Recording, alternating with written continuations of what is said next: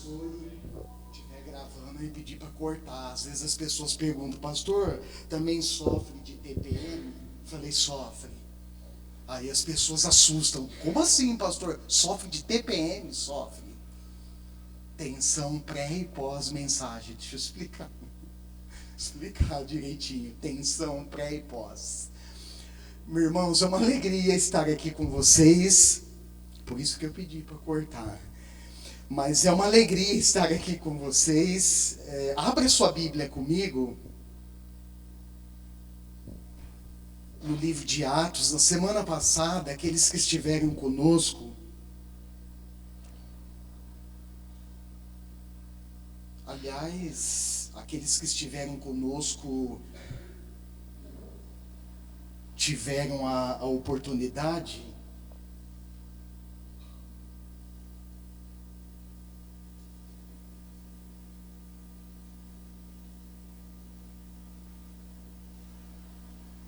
tivemos a oportunidade e o privilégio de estudarmos juntos, de sermos ministrados pelo Espírito Santo por meio desse livro. Aliás, por curiosidade e também informação dos irmãos, o livro de Atos no Novo Testamento é o único livro histórico do Novo Testamento que registra não só o nascimento da igreja, mas registra os desdobramentos, o caminhar da igreja logo no início. Também registra boa parte do livro. Se você estudar com calma durante a semana e prestar atenção, você vai perceber que um dos personagens principais que Lucas registra nesse livro histórico, eu vou falar dele daqui a pouquinho, é o apóstolo Paulo. Do capítulo 9 em diante, capítulo 12 em diante, o personagem que mais aparece, que mais é mencionado pelo médico Lucas, é o apóstolo Paulo. E aqueles que estiveram conosco semana passada puderam então contemplar um texto e um episódio que Lucas registra. Foi uma palavra muito desafiadora, pessoalmente, compartilhando com vocês. Eu confesso, compartilhei com o nosso grupo lá no Discipulado em Casa, compartilhei com algumas outras pessoas ao longo da semana, que eu passei a semana inteira, irmãos, processando algumas coisas que o Espírito Santo falou conosco no domingo passado. E olha, se tem algo que nós precisamos fazer é isso. É não simplesmente fechar a nossa Bíblia e sairmos daqui como se nada tivesse acontecido. Pelo contrário, o exercício que nós devemos, inclusive eu tenho encorajado os irmãos a fazer isso semanalmente. Examine as Escrituras ao longo da semana. Estude os textos, visite novamente o texto bíblico que é usado, que é mencionado, como texto base, e outros textos que são trabalhados, que são citados e mencionados ao longo da mensagem. Estude, anote, grife aí no seu celular. E durante a semana, visite novamente esse texto. Vale a pena. Atos capítulo 9, eu vou fazer a leitura na NVI. E vou pedir para os irmãos, cada um acompanhe aí na sua Bíblia, seja ela impressa ou ela baixada no seu celular, na versão que você prefere. Atos capítulo 9, versos 1 ao 5, diz assim o texto bíblico: enquanto isso, Saulo ainda respirava ameaças de morte contra os discípulos do Senhor. Dirigindo-se ao sumo sacerdote, pediu-lhe cartas para as sinagogas de Damasco, de maneira que, caso encontrasse ali homens ou mulheres que pertencessem ao caminho, pudesse levá-los presos para Jerusalém. Em sua viagem, quando se aproximava de Damasco, de repente brilhou ao seu redor uma luz vinda do céu. ele caiu por terra e ouviu uma voz que lhe dizia: Saulo, Saulo, por que você me persegue? Saulo perguntou: quem és tu, Senhor? Ele respondeu: eu sou Jesus. Eu sou Jesus a quem você persegue. Amém. Então, passa o próximo slide, por favor, Davi.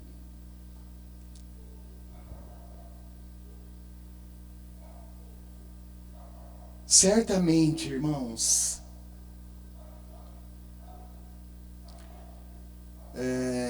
há muito a partir desse texto, do contexto, há muito material rico e importante que nós podemos estudar e que nós precisamos estudar. Eu já mencionei aqui algumas vezes, e repito, numa mensagem de 40 minutos, 45 minutos, é impossível entrar em alguns detalhes mais minuciosos do texto, ou em correlações que nós podemos fazer com a história em outros textos bíblicos. É impossível, porque tem muita coisa para estudarmos. Eu vou tentar aqui resumir alguns pontos que eu destaquei enquanto estudava o texto. Mas antes disso, eu achei interessante, e eu quero compartilhar esse slide com vocês, porque esse homem chamado Tucídides, ele foi um historiador e um general grego. Ele disse uma coisa muito interessante. Olha lá, história não é apenas registro de fatos, mas aplicação na vida. Às vezes, quando nós estudamos história da igreja ou qualquer outra história, a nossa tendência é reduzir os fatos históricos apenas em fatos históricos. Mas a história, irmãos, os fatos que foram narrados por Lucas, principalmente no texto bíblico, eles precisam ser considerados e aplicados na nossa vida. É assim que o nosso coração é mudado. É assim que a nossa vida é transformada. É assim que nós nos tornamos mais semelhantes ao nosso Senhor Jesus. É quando nós conhecemos aquilo que Ele nos instruiu, aquilo que Ele deixou registrado na história. É interessante, porque Jesus mesmo não escreveu nem um livro da Bíblia, mas foram os seus apóstolos, os seus profetas que escreveram, inspirados pelo Espírito. E nós então precisamos nos atentar e aplicar o que a palavra de Deus ensina na nossa vida. E assim nós vamos sendo transformados de glória em glória. Amém? Mais um, Davi, por favor. Isso, os primeiros cristãos, eles eram conhecidos como seguidores do caminho. E para levantar algumas questões, para pensarmos e fazermos um link com a mensagem, eu destaquei alguma delas aqui. Primeira, por que eles eram conhecidos assim? Por que os primeiros discípulos de Jesus, aqui no contexto do século I, eles eram conhecidos como seguidores do caminho? E segundo, o que os diferenciava do mundo ao seu redor? Então é a partir disso, a partir desse olhar, com um olhar mais dedicado à conversão do apóstolo Paulo, que eu gostaria de discorrer essa mensagem, ok? Então, pensa nisso. Por que eles eram conhecidos assim? Quando nós mergulhamos na história da igreja, deixa o livro de Atos aberto, aí por favor no capítulo 9, certamente eu vou mencionar outros textos, e aí nós vamos, aqueles que faremos a leitura, a gente vai abrindo. Mas quando nós olhamos para a história registrada por Lucas aqui no livro de Atos, nós descobrimos, irmãos, acontecimentos extraordinários, históricos, que ficaram marcados na história da igreja e que servem para a nossa lição, para o nosso aprendizado hoje.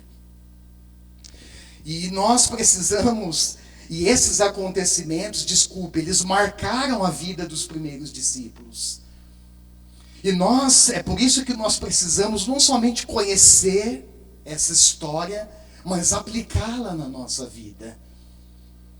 Para que sejamos também marcados no nosso tempo. Se tem uma coisa que Deus quer fazer, irmãos, nós experimentamos, eu compartilhei com o pessoal, nós experimentamos um gostinho disso lá em Goiânia, dias atrás, no encontro da 4ª região. Se tem uma coisa que Deus quer fazer nesse tempo, é marcar a nossa vida com coisas que Ele quer fazer e que Ele está fazendo ao longo do tempo. Se crê nisso. Assim como aqueles primeiros discípulos foram marcados por experiências extraordinárias, Deus também quer marcar a nossa vida nesse tempo. Logo no início, lá no capítulo 1, se você quiser voltar um pouquinho, capítulo 1 de Atos, Lucas faz menção de um acontecimento aqui inédito, histórico e totalmente extraordinário. Esse acontecimento, ele fazia parte de uma promessa de Deus, que se cumpriu após a ascensão de Jesus. Primeiro para falar desse acontecimento, para mencionar esse acontecimento, ele menciona primeiro o batismo na água, ou batismo em água, praticado por João Batista. E é interessante e importante, eu fiz questão de destacar isso na introdução, porque nós vivemos um tempo tão conturbado no mundo que nós vivemos, e a igreja, infelizmente, ela tem entrado em alguns embalos, irmãos, em alguns atalhos, em algumas práticas que divergem das Escrituras. Uma delas é a questão do batismo na água, ou batismo com água. Infelizmente, tem se propagado no meio cristão evangélico que hoje não é mais necessário o batismo nas águas. Que as pessoas simplesmente confessam a fé em Jesus, fazem parte de um grupinho, se reúnem em qualquer lugar, ali está a igreja. Nós precisamos tomar cuidado com isso. Porque o batismo na água, ou em água, é um batismo bíblico, é um batismo registrado na Bíblia Sagrada, é uma ordem clara que o Senhor Jesus deixou para aqueles que seguiriam Ele, para aqueles que desejariam, aqueles que ouviriam a sua voz e consequentemente, começariam a segui-lo. Esse batismo que João praticou foi um batismo para o arrependimento. Lucas registra isso. E, inclusive, essa continua sendo uma prática legítima para ingresso na fé cristã. O batismo, ele não é opcional. O batismo é uma ordem bíblica. E é por isso que a igreja continua praticando o batismo ao longo da história e continuará praticando até o dia que Jesus voltar. E aí, na sequência, ele então menciona o batismo com o Espírito Santo, que foi derramado sobre os discípulos no dia de Pentecostes. Próximo, Davi, lá em Atos capítulo 1, versos 12 ao 14. Primeiro vem a ordem. Qual foi a ordem? Não saiam de Jerusalém, mas esperem pela promessa de meu Pai, pela promessa da qual lhes falei. Atos 1:4. E essa promessa foi registrada por Lucas também no seu evangelho, no capítulo 24, verso 49, quando Jesus, depois de ressurreto, reúne os discípulos e diz para ele: olha, eu lhes envio a promessa do meu Pai, mas fiquem na cidade até serem revestidos do poder do alto. Essa palavra poder no grego original, uma palavra muito interessante. É a palavra exousia, que no grego original tem o sentido de autoridade espiritual. Então, o que Jesus estava dizendo para os seus primeiros discípulos ali, aqueles que estavam reunidos, aqueles que perseveraram, aqueles que esperaram pela promessa, é que quando o Espírito Santo descesse sobre eles, eles seriam revestidos de autoridade espiritual. E foi, irmãos, a partir dessa autoridade espiritual que os discípulos foram cheios do Espírito Santo, e que a partir dessa experiência o Evangelho começou a se propagar ali onde eles estavam, se espalhando pela Europa, se espalhando por outros lugares do mundo, até chegar em Roma, a capital do Império Romano. Impressionante.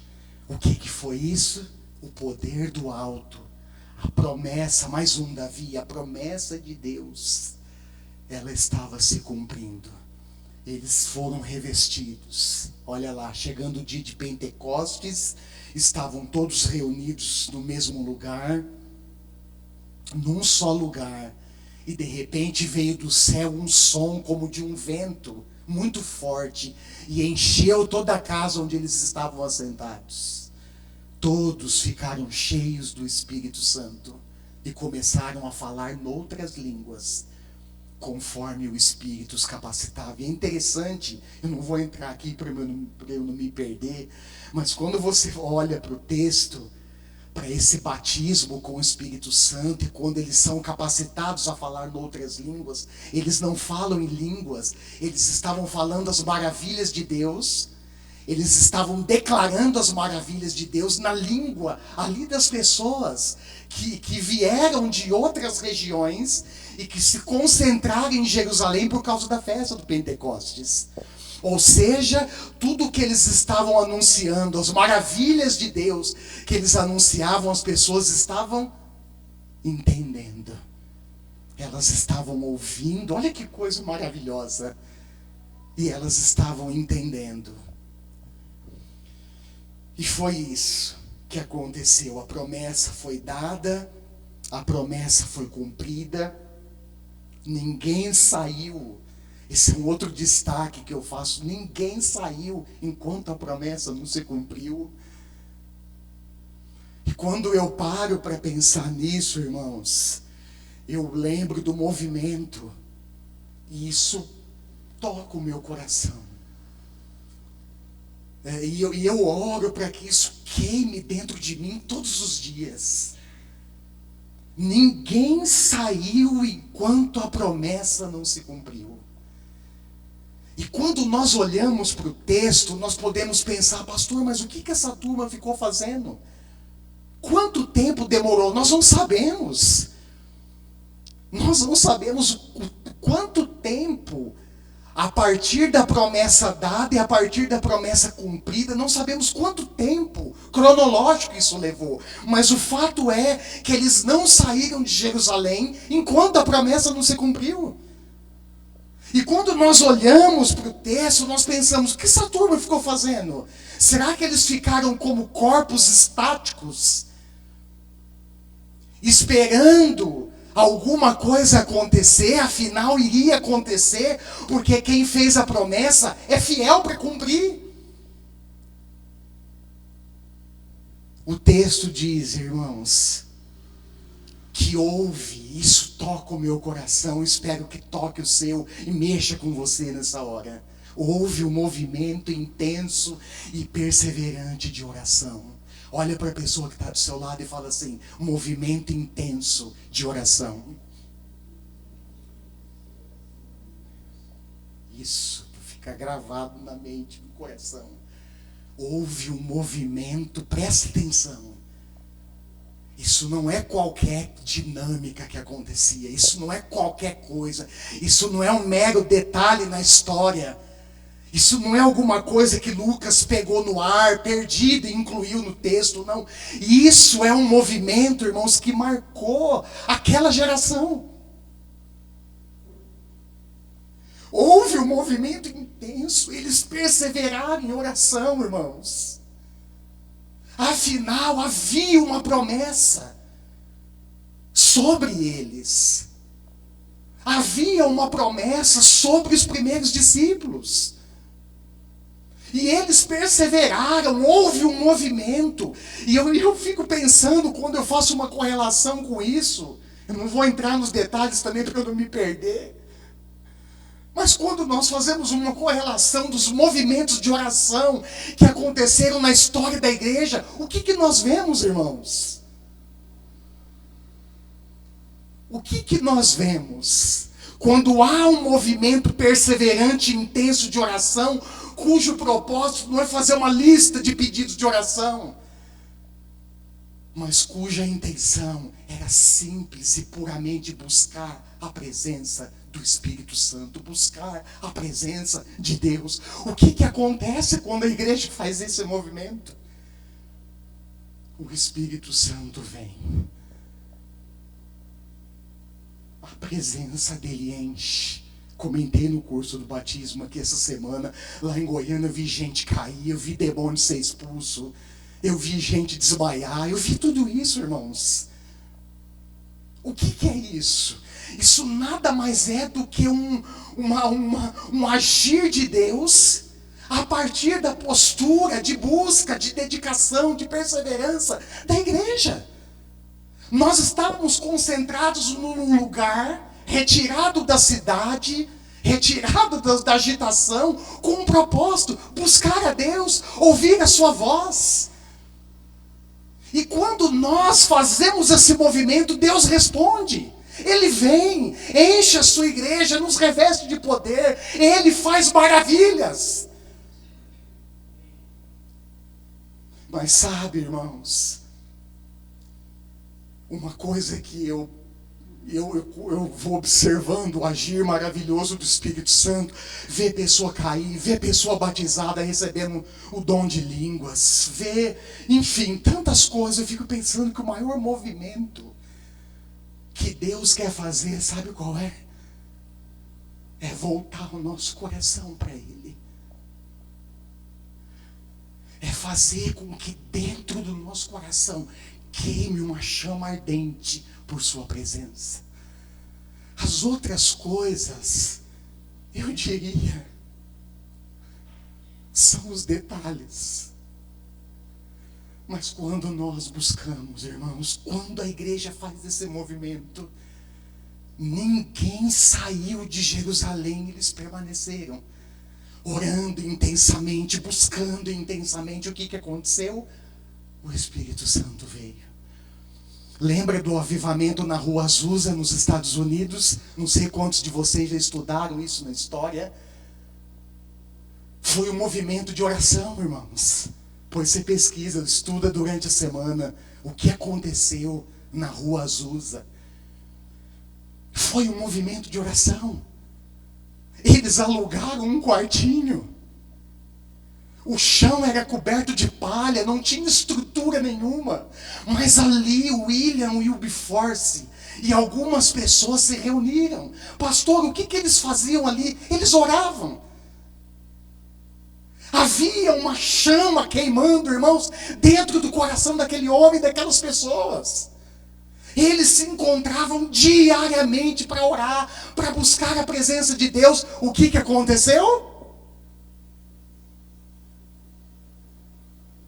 Através deles, o Espírito Santo fez um rebuliço nos Estados Unidos.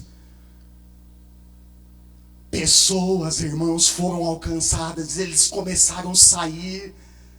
Eles não ficaram confinados, como muitas vezes nós ficamos confinados. Eles começaram a sair e divulgar as maravilhas de Deus e falar do Evangelho.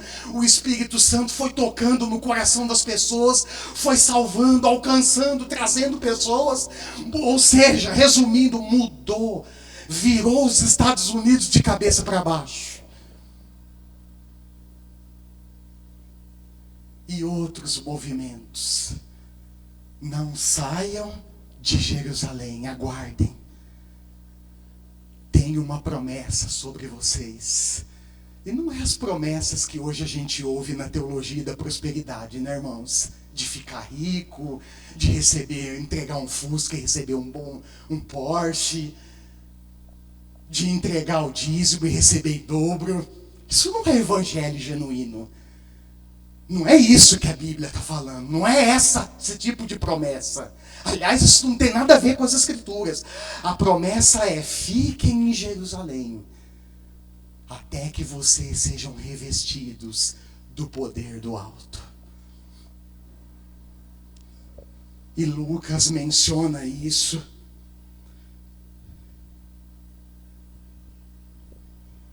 E quando os primeiros discípulos recebem o Espírito Santo, esse poder, essa autoridade espiritual, foi isso que habilitou eles para serem testemunhas de Jesus Cristo. E é esse mesmo poder, irmãos, que habita em nós. O mesmo Espírito Santo que foi derramado no dia do Pentecostes é o mesmo Espírito Santo que eu e você recebemos no novo nascimento. E talvez nós podemos pensar: pastor, o que tem de diferente que acontecia naquela época que não acontece hoje? Talvez, irmãos, eu arrisco com muita cautela e arrisco receoso. Eu arrisco em dizer que a diferença está na intensidade da entrega. Esses dias, mais precisamente ontem pela manhã, eu acordei e tive um tempo para parar e pensar um pouco na vida. E enquanto eu pensava, irmãos, na minha vida, uma coisa veio no meu coração, uma reflexão, e eu fiquei por alguns minutos pensando naquilo. A reflexão era: qual é a minha intensidade? Qual é a intensidade da minha entrega e da minha busca por Deus?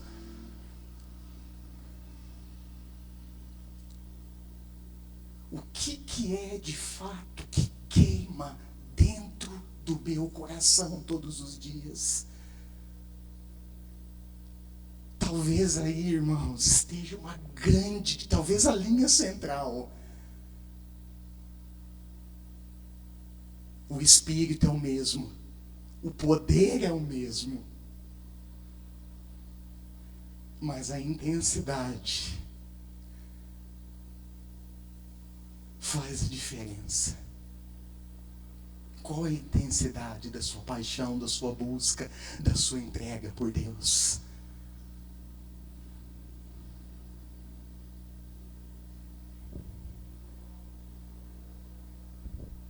E aí eu percebi, na minha reflexão pessoal, o quão a minha busca, irmãos, ainda é superficial. O quanto a minha entrega, que não deve, logicamente, acontecer uma vez na semana, mas todos os dias, o quanto a minha entrega ainda é pequena. E o ponto de partida, mais um, Davi, por favor. Isso.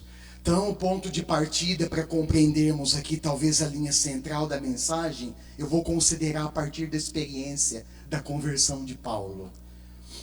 Paulo, no capítulo 8 de Atos, se você for conferir na sua Bíblia, por gentileza, faça isso. Atos capítulo 8.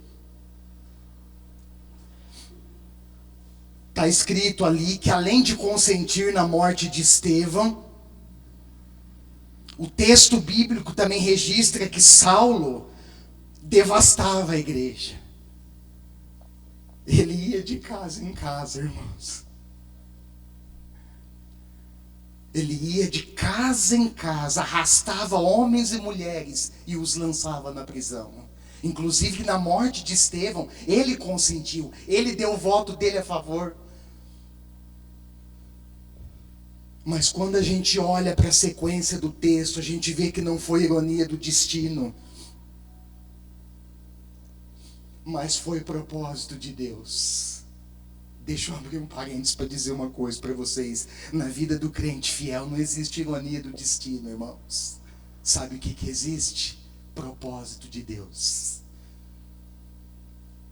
Quando Deus tem o seu propósito, e o propósito dele não diz respeito a nós,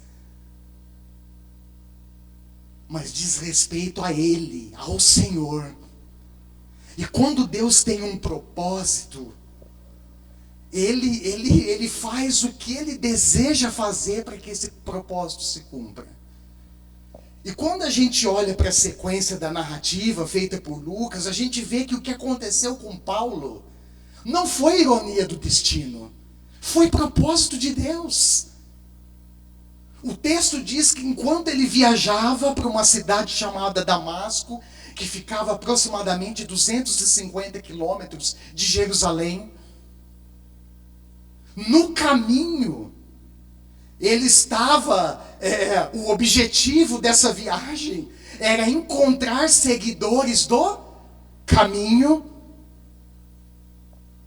Nós vamos entender isso melhor daqui a pouco. Ele queria encontrar homens e mulheres do caminho para levá-los presos para Jerusalém. E a fome dele, irmãos, era tanta, a sede de Paulo por perseguição e aprisionamento dos cristãos era tanta, que ele solicitou cartas para os sumos sacerdotes de cada sinagoga em Damasco, para que quando ele chegasse lá, ele apresentasse essa autorização, como se fosse uma autorização, para que ele pudesse então recolher esses homens e essas mulheres e conduzi-los à prisão. Olha só. Mas, ainda bem dos mas na história, no caminho aconteceu uma coisa que não costuma acontecer. Ele teve um encontro com quem? Com Jesus Cristo. E é interessante, quando a gente fala que a igreja é a noiva de Cristo, vai mexer com a noiva dele. É interessante porque Paulo perseguia a igreja. Mas no caminho ele vê uma luz que vem do céu, tão irradiante, tão poderosa, que coloca ele, que joga ele por terra. E ele ouve uma voz em aramaico, porque Jesus falava em aramaico: Saulo, Saulo, por que você me persegue? Segue o texto, irmãos. Ele levanta, precisa ser conduzido, porque ele ficou cego durante 3 dias. O texto diz que ele não comeu, não bebeu nada durante esses 3 dias. Até que um discípulo que morava em Damasco, chamado Ananias, foi chamado em visão por Deus, recebe Paulo, inclusive Ananias recebe Paulo com receio, porque ele já tinha ouvido a reputação de Saulo, que perseguia e que devastava a igreja. E Deus fala para ele: Ananias, fica tranquilo, pode receber. Eu tenho um propósito através da vida desse homem. E Ananias impõe as mãos, ora por Paulo, ele recebe a visão de novo. O texto diz que ele é batizado e a vida dele muda. O que eu quero dizer para vocês, irmãos, nessa noite, a partir disso? Que o nosso encontro com Jesus muda a nossa vida.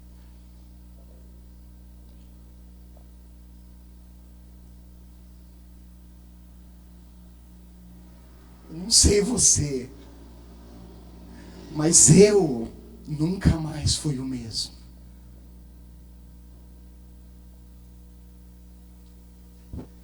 E eu poderia aqui, irmãos, fazer uma lista de pecados, de traumas.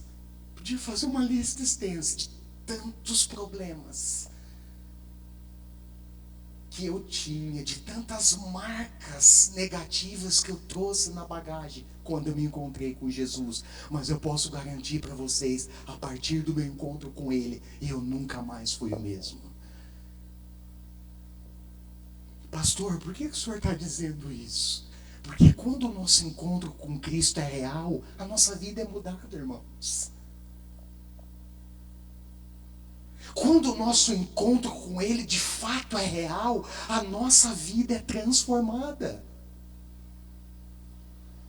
Não tem como nós nos encontrarmos com Deus verdadeiro e não sermos mudados.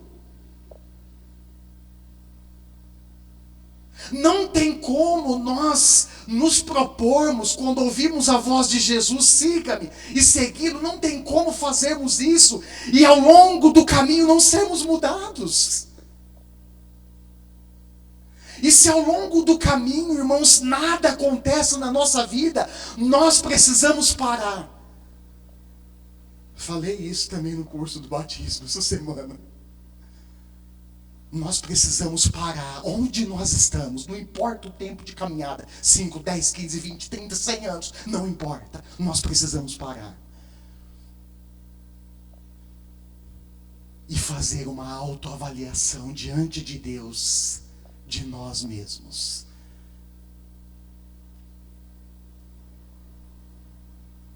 Porque quando nós encontramos com Cristo ressurreto, irmãos, a nossa vida é transformada.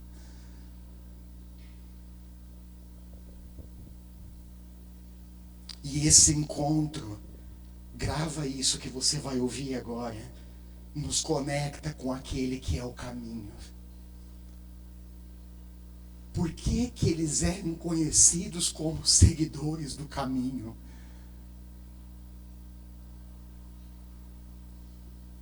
Esse encontro, irmãos, nos conecta, presta atenção, com aquele que é o caminho.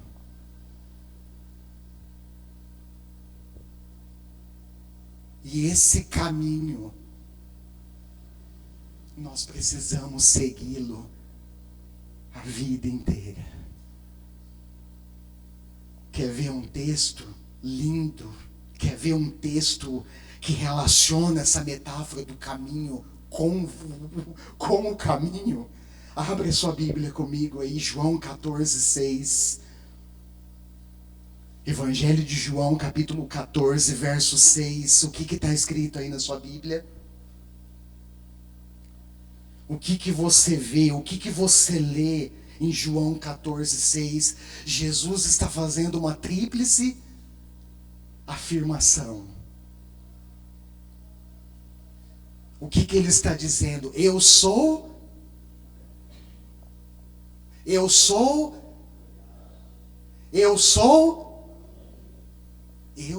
o caminho.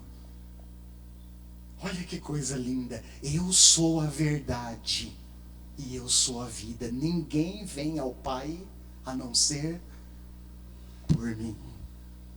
Há uma coisa importante que a gente precisa aprender quando a gente estuda hermenêutica bíblica. É que a Bíblia, irmãos, isso é fantástico. Ela tem uma linguagem própria. Cada livro, a Bíblia, ela não é um livro. Ela é composta de 66 livros que é encadernado numa capa só. Mas a Bíblia, ela é composta de 66 livros. 39 no Antigo Testamento e 27 no Novo. Lembra que eu falei agora há pouco que a igreja está vivendo um período de perturbação e pegando atalhos perigosos? Eu falei do batismo, tem outros. O Antigo Testamento, a própria palavra, tem sofrido essa instabilidade, no sentido de que as pessoas acham, por não entenderem corretamente, acham que o Antigo Testamento ficou restrito, ficou reservado para a cultura daquele tempo. E o que vale para a igreja hoje é o Novo Testamento.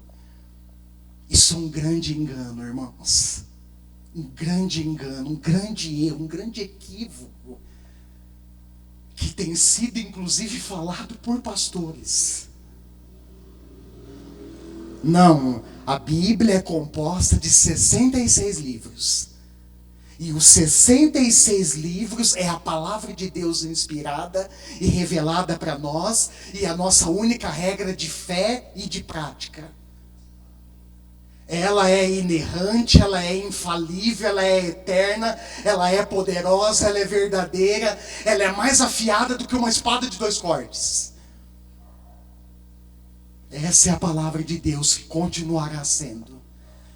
E ela tem uma linguagem maravilhosa, uma linguagem peculiar. Por exemplo, uma dessas linguagens se chama paralelismo. Olha que palavra difícil. Mas essa linguagem, ela é importantíssima, irmãos, porque ela nos ajuda, por exemplo, aplicado aqui no texto de João, nos ajuda a entender a profundidade do que o apóstolo João escreveu. Quando Jesus afirma, eu sou o caminho, a verdade e a vida, isso é um paralelismo bíblico. O que significa? Que esse texto deve ser, a cada afirmação de Jesus, deve ser juntada, deve ser vista à luz do outro. É um complementa o outro, um vem na sequência do outro.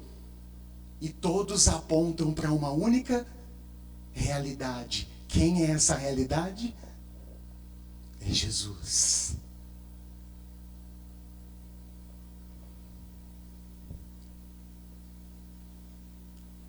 E esse texto eu falei que ele é demais, ele é fantástico, porque ele relaciona não só a metáfora do caminho,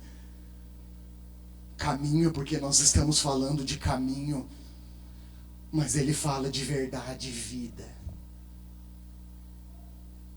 E essas três afirmações de Jesus apontam para ele mesmo. É fantástico, não é?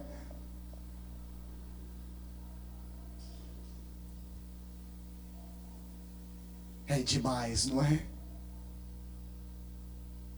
Mas às vezes, irmãos, eu fico pensando, quantos de nós compreendemos isso na sua devida profundidade?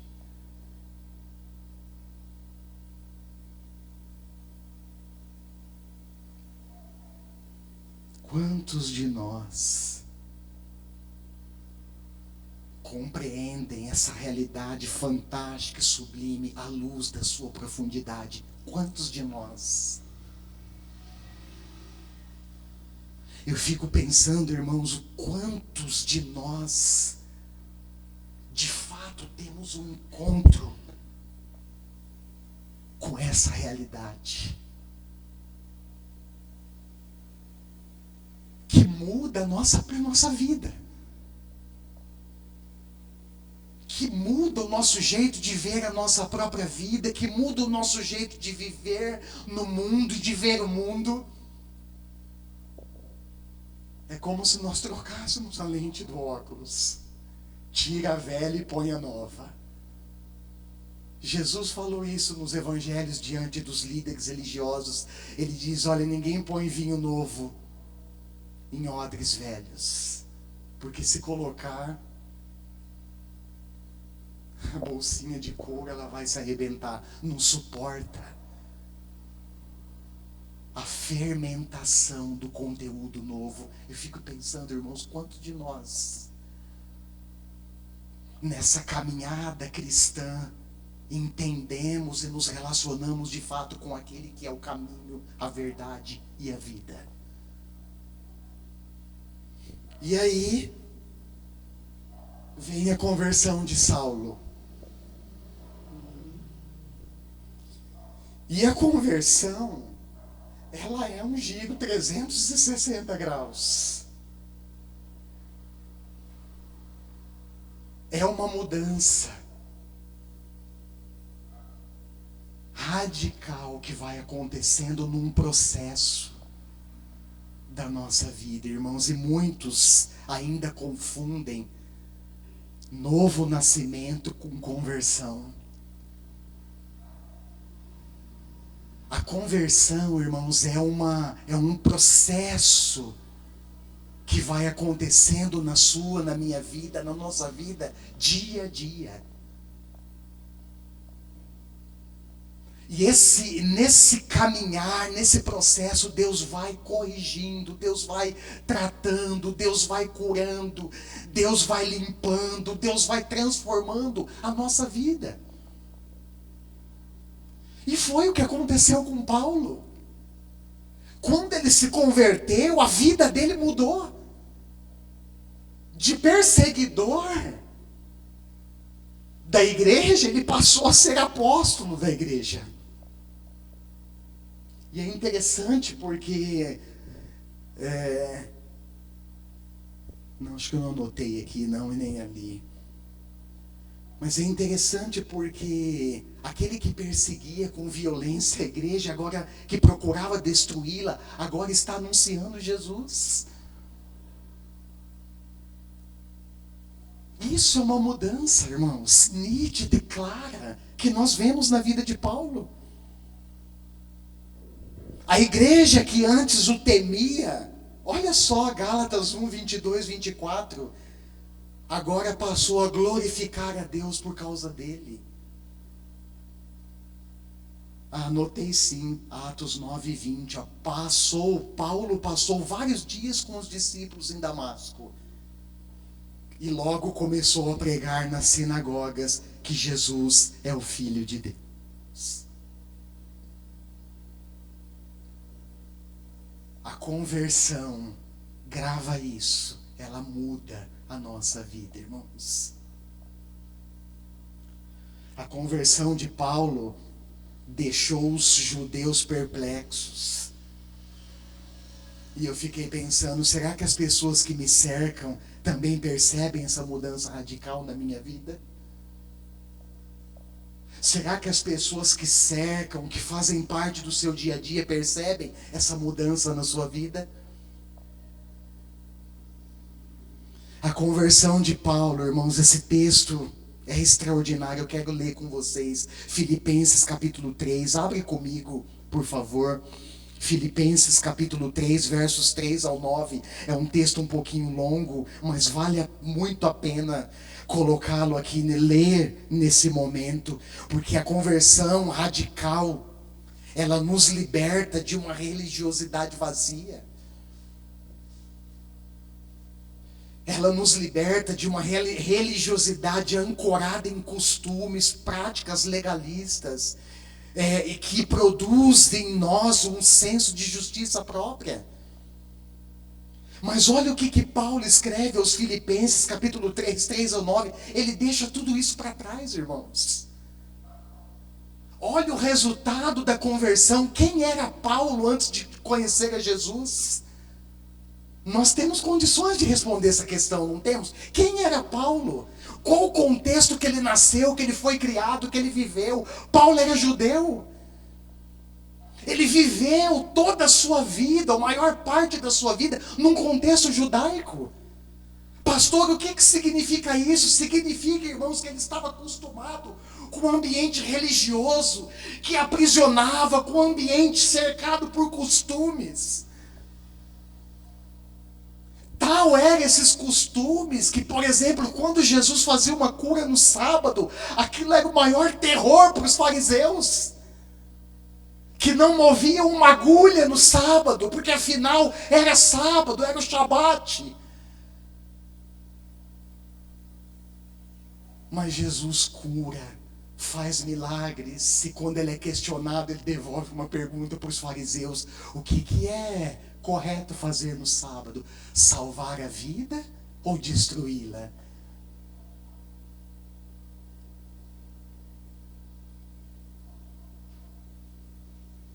Quem de vocês, eu fico imaginando os caras na hora, quem de vocês que tem uma ovelha que cai num buraco não vai salvar ela se for sábado? Quem de vocês?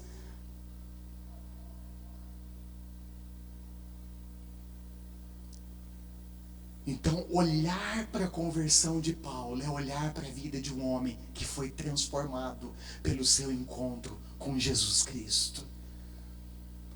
Alguém que viveu, irmãos, enraizado num sistema cultural, religioso, legalista, que aprisionava as pessoas. Mas olha o que, depois que ele se encontra com Jesus, olha o que ele escreve aos Filipenses. Olha lá, Filipenses 3, 3 ao 9. Pois nós é que somos a circuncisão, nós que adoramos pelo Espírito de Deus, que nos gloriamos em Cristo Jesus e não temos confiança alguma na carne. Presta atenção.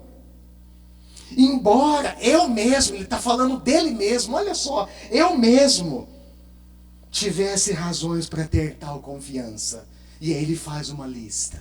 Olha lá, se alguém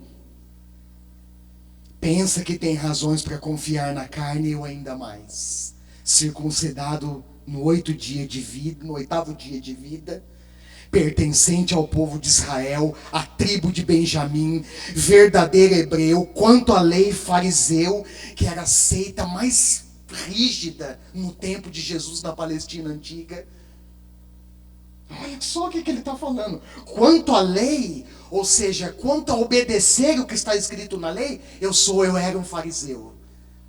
O que ele estava dizendo com isso, irmãos? Ele obedecia tintim por tintim. Ele obedecia vírgula por vírgula da lei. Olha lá, quanto ao zelo perseguidor da igreja, quanto à justiça que há na lei. Olha esse final, irrepreensível. Mas, ainda bem que tem um mas na história. O que para mim era lucro, passei a considerar como perda por causa de quem? Por causa de Cristo. Mais do que isso, eu considero tudo como perda, comparado com a suprema grandeza do conhecimento de Cristo Jesus, meu Senhor. Por quem perdi todas as coisas, eu as considero como esterco, para poder ganhar Cristo e ser encontrado nele, não tendo a minha própria justiça, que procede da lei, mas a que vem mediante a fé em Cristo, a justiça que procede de Deus e se baseia na fé. Esse texto, irmãos, é um dos textos mais fantásticos do Novo Testamento. Esse texto marca nas suas entranhas o que é uma pessoa realmente convertida a Jesus Cristo. É alguém que deixa a velha vida para trás. E olha que eu vou falar, hein? A gente traz bagagem ruim na velha vida, hein? Fala a verdade.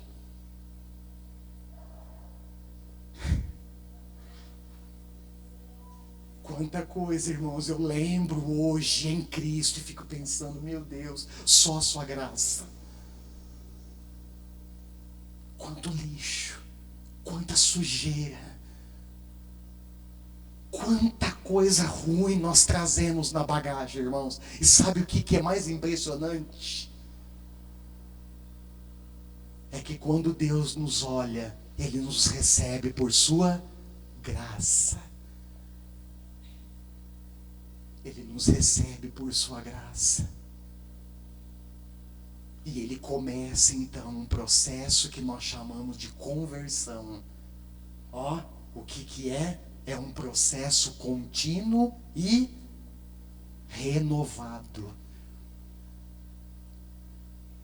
que nós precisamos viver todos os dias. Pastor, faz 50 anos que eu estou na igreja, então eu estou deduzindo que faz 50 anos que você se converte ao Senhor.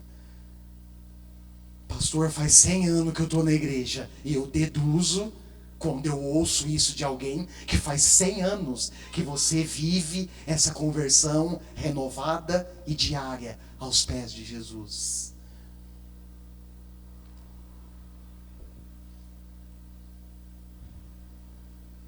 E eu quero, irmãos, caminhar para a conclusão. Dá mais um enter, Davi, por favor. Isso, eu quero caminhar para a conclusão. Mas antes eu quero ler outro texto fantástico que Paulo escreveu. Abre comigo, por gentileza, 2 Timóteo 3, 10 ao 11. Porque nesse texto, irmãos, o apóstolo Paulo, escrevendo para o seu jovem discípulo na fé, jovem pastor, inclusive da igreja em Éfeso, Timóteo, esse texto Paulo mostra o que eu leio, o que eu aprendo, o que eu enxergo quando eu leio esse texto, é essa conversão renovada. É essa conversão diária que passa por toda a nossa existência, que engloba todas as esferas da nossa vida. E às vezes a gente ouve, né, algumas pessoas falando: pastor, eu me converti, mas meu bolso não. Opa, então você não se converteu, querido. Pastor, eu me converti, mas os conteúdos que eu vejo na internet é o mesmo. Pera lá, querido. Então você não se converteu. Vamos conversar, vamos sentar. Para o processo. Pastor, mas já faz 100 anos. Para nos 100 anos onde você está. Para o processo. E faz uma autoavaliação. Porque a conversão, irmãos, ela afeta toda a nossa existência, o nosso jeito de pensar, aquilo que falamos, aquilo que pensamos, aquilo que envolve toda a nossa vida.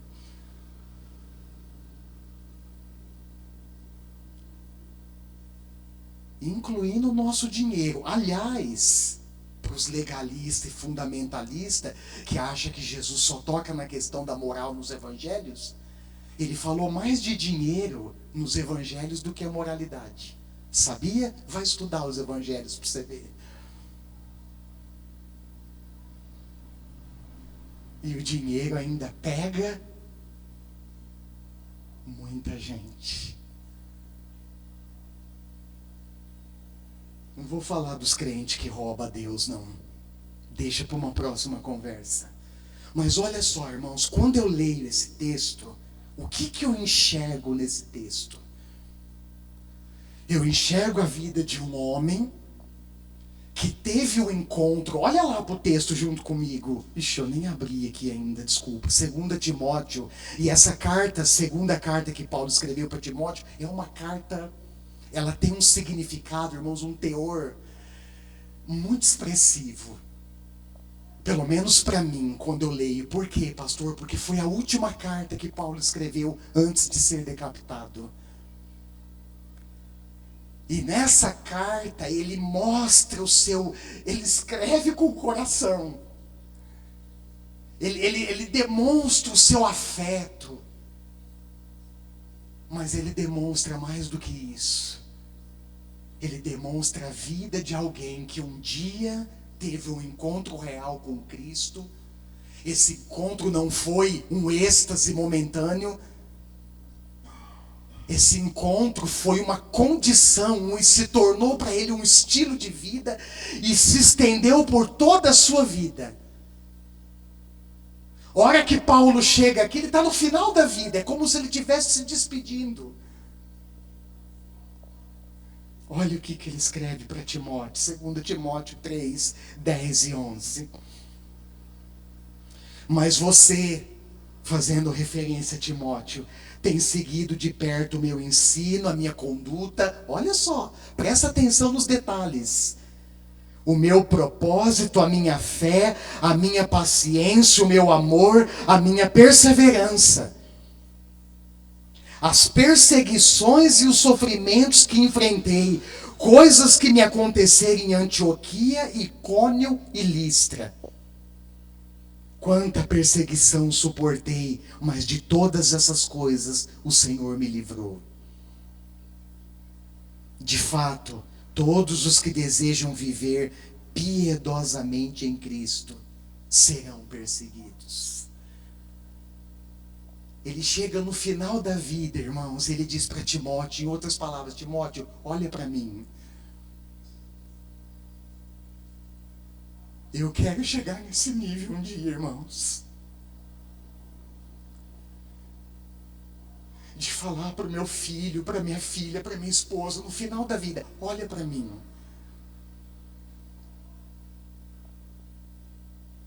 Vocês têm seguido de perto meu ensino, a minha conduta, o meu testemunho, o meu propósito, a minha fé, a minha paciência, o meu amor, a minha perseverança. E ainda fez uma afirmação digna de admiração. Ainda 2 Timóteo 4:7, aquele texto que nós decoramos. Vamos falar junto? Combati completei a corrida e guardei a fé. No final da vida, Timóteo, olha para mim. Eu combati o bom combate. Completei o caminho, a corrida, a jornada. E guardei a fé. E eu quero encerrar, irmãos. Desculpe, já falei demais. Incluindo ainda dois apontamentos que eu acho fundamental. O primeiro, trata-se de uma orientação que vem junto com o encorajamento. A pergunta a partir daqui é: o que de fato significa ser um seguidor do caminho? Percebeu que não é só dizer, eu vou na igreja. Percebeu? Percebeu que não é só dizer, eu sou crente.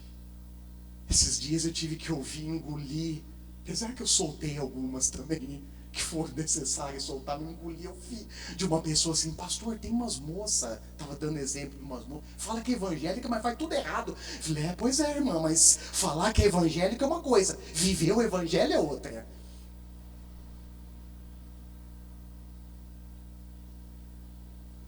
Ah, é assim, é? Percebe que não é só dizer, eu vou na igreja. Percebe que não é só dizer, eu sou evangélico. Aliás, em pleno século XXI, dizer que é evangélico, puxa, uau, o cara tá na moda. Quantos seguidores ele tem no Instagram? Quantos seguidores ele tem? Quantas visualizações no YouTube? Uau, é o máximo no século XXI dizer que é cristão. Mas no século I, irmão, se intitular, se dizer seguidor do caminho, significava ser preso e morto. E ainda hoje, em alguns países do continente do Oriente Médio, muitos dos nossos irmãos e irmãs estão sendo aprisionados, torturados em campos de concentração, estão sendo mortos. O que de fato significa ser um seguidor do caminho? Quais as implicações, os impactos reais disso na nossa vida, irmãos? Essas perguntas, elas levariam um tempão para ser respondidas. Porque a gente teria que se debruçar nas Escrituras. Mas por hora eu quero adiantar aqui e dizer que não se trata apenas de auto-intitulação, de conhecimento intelectual ou de prática, de fazer as coisas certas, embora isso seja correto. Nós precisamos fazer, mas tem algo mais, irmãos. Tem um algo a mais. Sabe o que é esse algo a mais? É conhecer a Jesus e desenvolver um relacionamento sério e profundo com Ele. Aquilo que nós conhecemos e fazemos, não se trata só de fazer, mas por quem nós fazemos, porque aquilo que nós conhecemos e fazemos só adquire um significado, um sentido pleno na pessoa de Jesus. Quando nós nos arrumamos em casa para nos encontrar aqui, irmãos, tem um sentido maior, entende? Quando nós nos propomos, quando nós entendemos quem nos chamou, eu falei semana passada, nós entendemos o nosso propósito. Nós sabemos o porquê, irmãos, nós falamos do Evangelho. Nós sabemos o porquê nós falamos da importância da fé em Jesus. Nós sabemos, tem um propósito real, tem um algo a mais. O sentido de nos ajuntarmos e fazermos o que nós fazemos todo domingo tem um algo a mais. O sentido, entende? Vou estender isso para as casas, de nos ajuntarmos no discipulado, tem um algo a mais. Não se trata, irmãos, apenas de conhecimento, de encher a Bíblia. É o crente cabeção, a Bíblia, cabeça cheia de Bíblia e coração vazio de Deus. Não é isso, irmãos. Deus não nos chamou para uma vida intelectual. Deus, embora o conhecimento, a teoria, ela é importante. Por favor, me entenda, eu não estou descartando a importância disso. Mas Deus não nos chamou para uma vida assim. Deus nos chamou para uma vida de conhecimento nele e para Ele.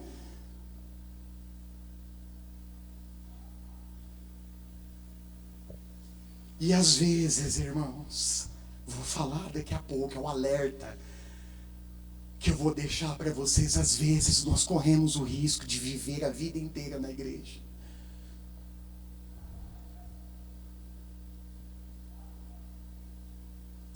sem conhecê-lo, sem desfrutar da sua presença, sem fazer o que realmente Ele nos chamou para fazer.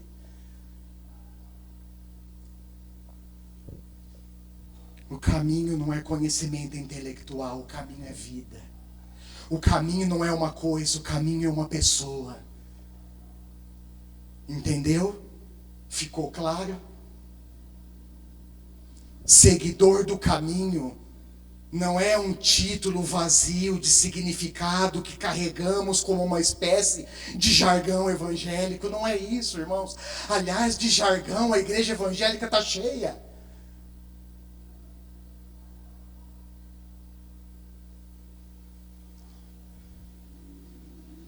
Encorajamento e depois o alerta. Vou fechando com isso. Encorajamento. Busque com perseverança a presença de Deus. Busque. Durante a sua caminhada cristã, desenvolva um relacionamento intencional e significativo com Jesus. Faça isso. Siga os passos de Jesus com perseverança. E o alerta: fuja da aparência. Olha para a pessoa que está do seu lado e repete isso para ela. Se você quiser e puder, diga assim: fuja da aparência.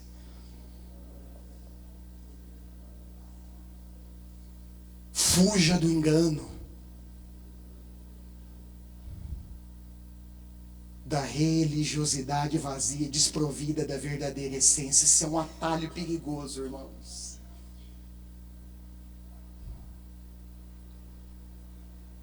E vou dizer para vocês, esse atalho é tão perigoso que todos nós, ninguém está isento, muito menos a liderança, pastores, missionários e liderança da igreja. Principalmente esses, precisa ficar com os olhos abertos. Porque é um atalho perigoso que todos nós corremos o risco de entrar.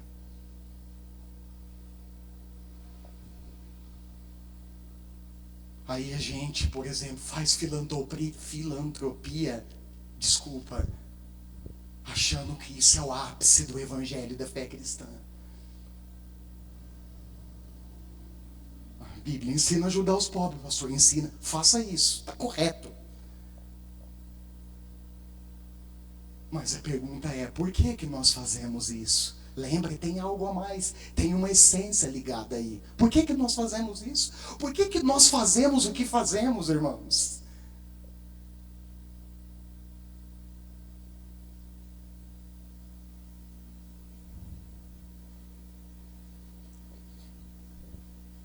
Sabe como é que Jesus definiu essa religiosidade vazia no Novo Testamento?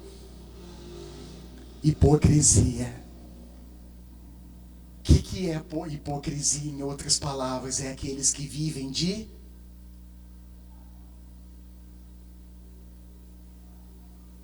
aparência. Esse que é seguidor do caminho. Quando eu chego de perto para olhar,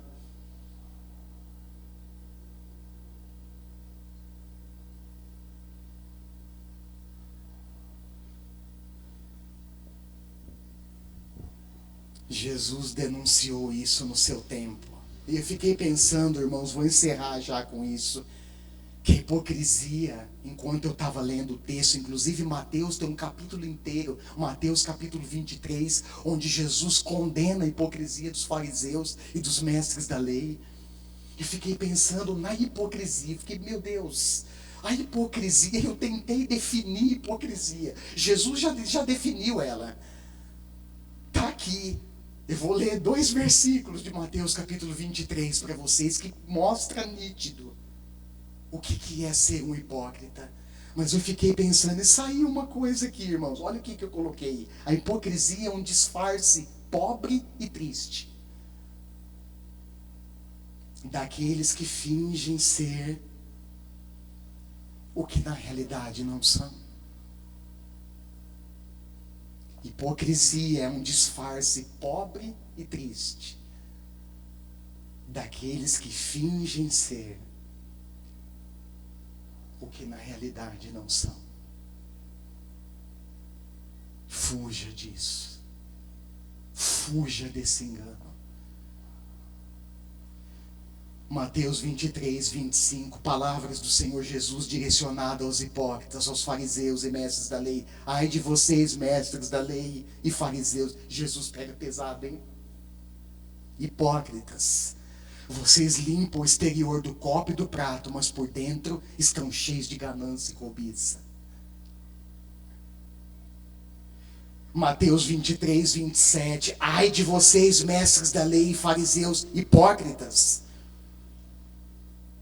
vocês são como sepulcros caiados, bonitos por fora, mas por dentro estão cheios de ossos e de todo tipo de imundície. E eu lembro da historinha que a minha vovó contava, saudade dela. Por fora, bela viola, e por dentro, pão bolorento. O que significa, eu voltaria lá no começo, o que significa ser um seguidor do caminho? Feche seus olhos por um instante, convido a equipe do louvor, por favor, para me auxiliar nesse momento.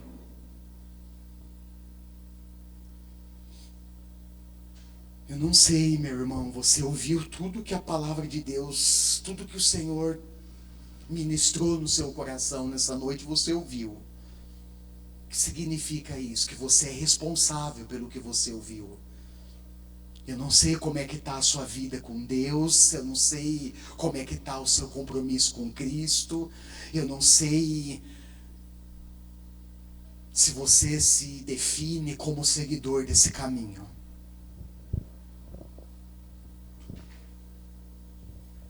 Mas eu gostaria de propor um exercício importante para você agora. Avalie a sua vida. Olhe para dentro à luz da palavra de Deus e daquilo que você ouviu, à luz de tudo que o Espírito Santo falou. Eu creio, ele falou, ele ministrou no seu coração nessa noite. À luz de tudo isso. Aliás, esse é um exercício não só para agora, nesse momento, mas é um exercício que você deve fazer ao longo da sua semana. Pare. Avalie a sua vida. E se precisar fazer conserto com Deus, meu irmão, minha irmã, faça isso quanto antes. Senhor, obrigado por tua presença aqui.